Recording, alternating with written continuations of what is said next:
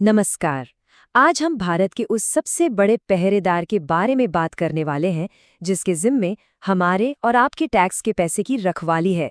तो चलिए इस बेहद जरूरी संस्था को थोड़ा और करीब से समझते हैं।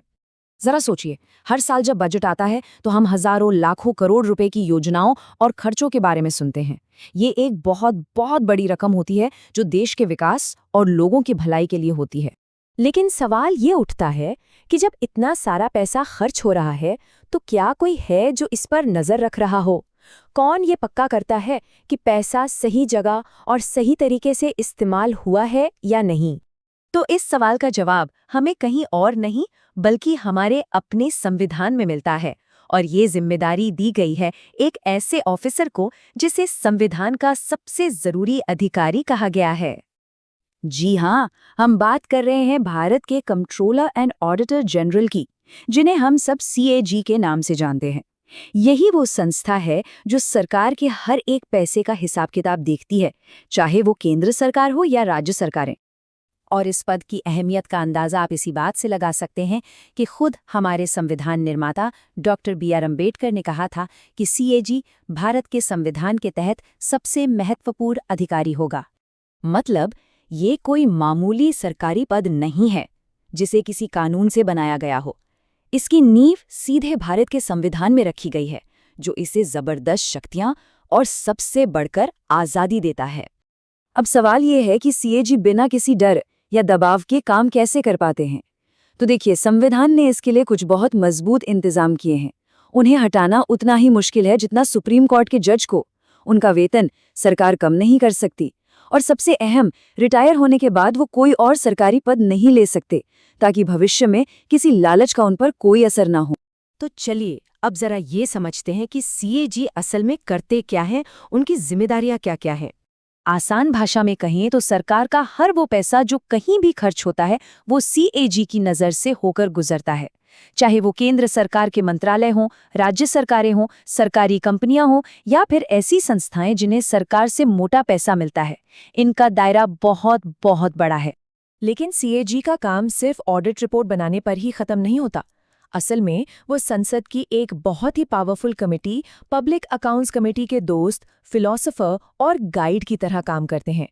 वो कमेटी को अपनी रिपोर्ट की बारीकियां समझाते हैं ताकि सरकार से सही और कड़े सवाल पूछे जा सके। तो ये पूरी प्रक्रिया काम कैसे करती है? देखिए, CAG अपनी ऑडिट रिपोर्ट तैयार करके सीधे राष्ट्रपति को सौंपते हैं।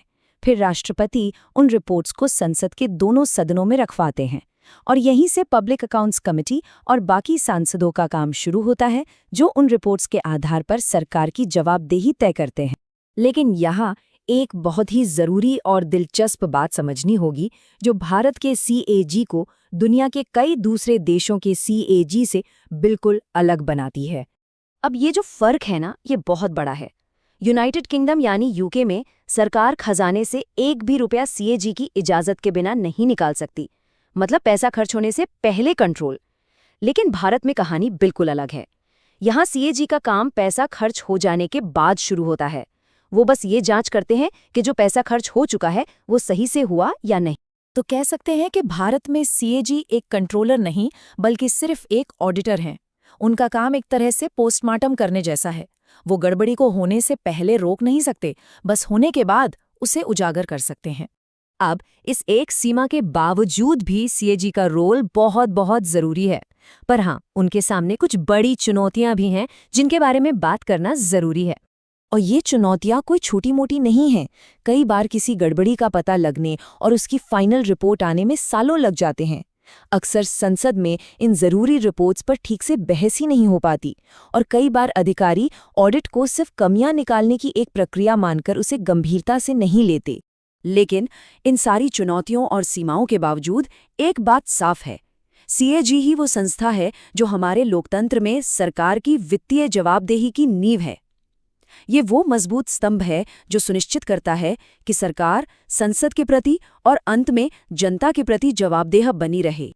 तो आखिर में एक सवाल हमारे सोचने के लिए रह जाता है, क्या भारत में लोकतंत्र को और मजबूत बनाने के लिए अब वक्त आ गया है कि सीएजी को सिर्फ ऑडिट करने की नहीं, बल्कि ब्रिटेन की तरह खर्च को कंट्रोल करने की शक्ति भी दी जाए, ताकि गड़बड़ियों को होने के बाद पकड़ने की बजाय उन्हें होने से पहले ही रोका जा सके?